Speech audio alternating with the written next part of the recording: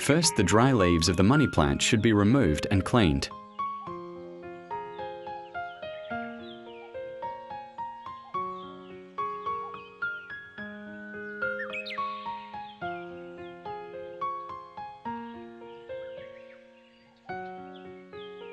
Then cut the unnecessary parts of money plant trees.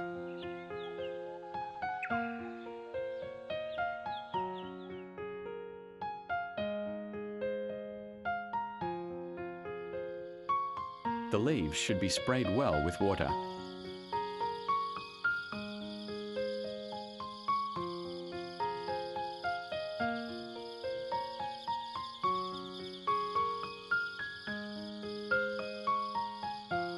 Then wipe it well with a tissue.